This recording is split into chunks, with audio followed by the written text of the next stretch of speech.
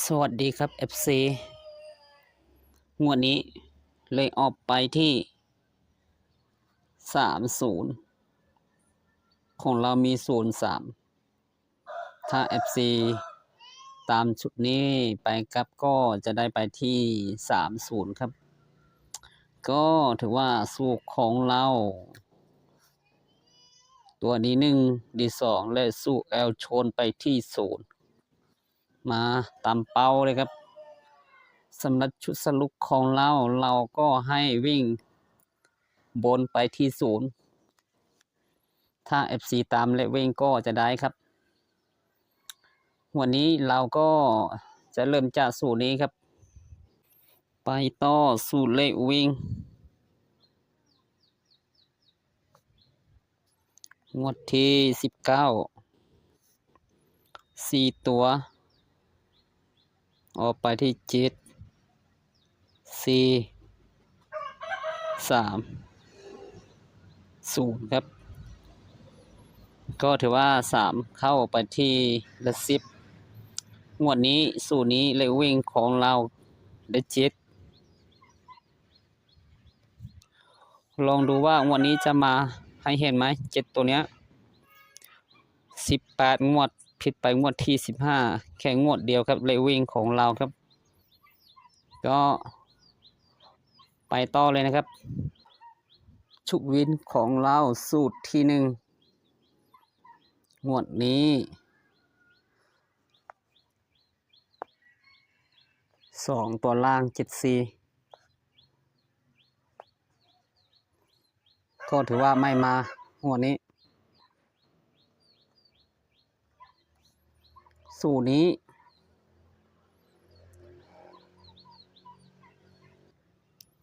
ได้8เพิ่มมีตัวได้9เพิ่ม2ก็จะได้1เพิ่ม2ได้3เพิ่มมีตัวได้4ตัวเนี้ยเพิ่ม3ก็จะได้7เพิ่ม3ได้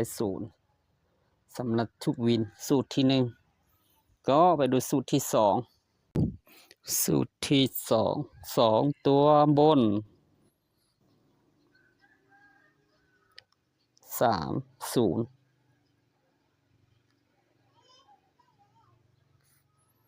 ชุด3ตัว430ไม่มาที่ละ100ก็ยังดีเราได้ชุด2ตัวบนสูตรนี้งวดที่19ได้1ครับ1 2 3 4 1 2 3 4 1 2 3 4พอยิงตัวได้5ตัวเนี้ยเพิ่น4ได้9ตัวนี้ลบไปอีก2แต้มได้7ใช่ไหม1 2 3 4 5 6 7 1 2 3 4 5 6 7ใช่ครับก็จะมีตามนี้ครับสูตรนี้ไปดูชุด2ตัวบนของเราครับ FC ตามต่อสูตรดี1ดี2 30มาที่ตัวชน3นะครับก็จะคู่ไปที่30สูตรนี้120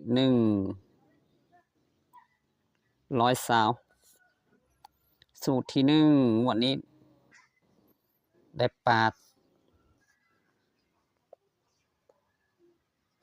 7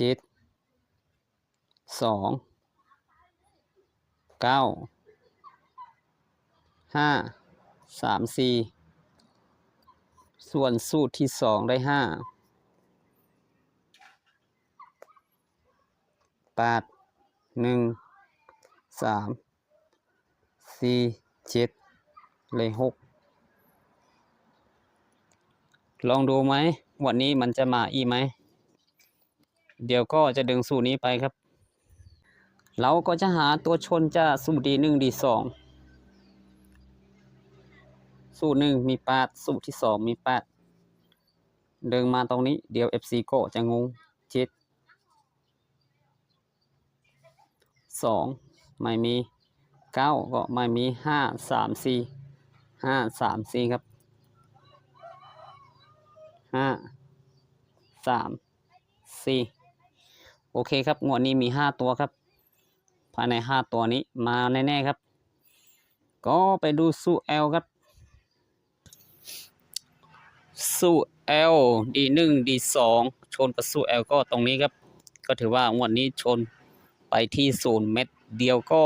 มาตามเป้าเลยครับงวดนี้เป็นงวดที่14จะ2สู้วันนี้ก็จะชนไปที่8และ3สู้นี้13งวดมันจะผิดไปแค่2งวดเท่านั้นครับ FC ตัวชนตรงนี้ครับเดี๋ยวก็จะดึงตัวชนตรงนี้ไปอีกทีครับก็ได้ดึงมาตรงนี้ครับ FC ไม่งงครับตัวชนจะ2สู้ก็ไปเอาสู้ละ12สู้ของเรามาตรงนี้เลยครับก็ละ10ของเรางวดนี้ก็ถือว่าพลาดไปครับแต่สูตรที่1ก็ยังมาที่3ส่วนสูตรที่2ก็ไม่มีเลยครับงวดนี้ก็ไม่เป็นไรครับก็มีเข้ามีลุดอยู่ครับ FC งวดนี้ก็จะเป็นงวดที่73จะ2สู้วันนี้ก็จะชนไปที่2 4 1เดี๋ยวเราก็จะดึงชุดนี้ไปอีกทีก็ได้เกียร์มาตรงนี้เรียบร้อยครับก็10บน2สู้ชนไปที่2และ4ในเมื่อชนไปที่3ตัวเนี้ยเราสังเกตชุดนี้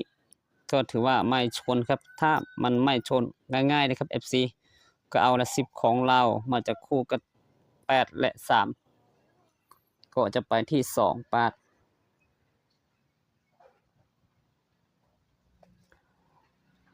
2 3 4 8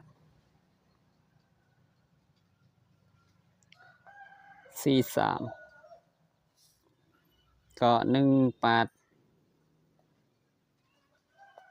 และ1 3ก็จะมีแค่6คู่นี้ถ้าละ10ของเรายังเดินโต้ก็จะมีประมาณนี้แต่ที่แน่ๆก็คือตัวเนี้ย8และ3ตัวเนี้ยต้องมาตัวใดตัวหนึ่งครับ FC ถ้าชุดนี้ไม่มาเราจะเอายังไงต่อครับก็คือเราจะใช้ตัวนี้เลยครับ FC 3ตัวเนี้ยอยู่ที่ละ10เลยครับ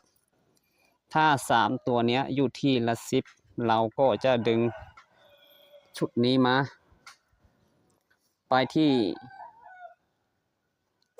36ก็คือตัวกันของเราครับก็36ใช่ไหม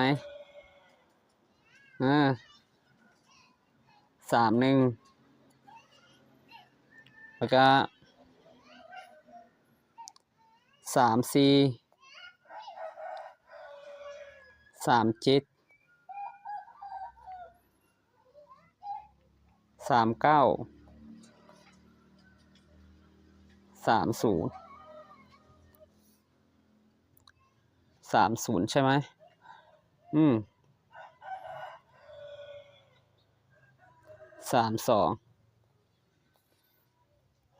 แต่3ไม่มาเราก็จะยึด8ตัวเนี้ยก็คือ8ตัวเนี้ยมันจะชนที่ละ10ของเรานะครับถ้าชุดนี้ไม่มาเราก็จะไปแบบเนี้ย86 81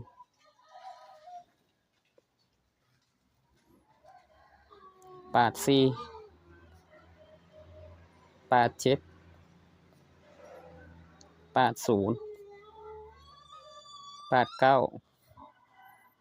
และสุดท้ายคือ82ก็จะมีแค่นี้ครับ FC มันหนีไม่ได้เราจะเอา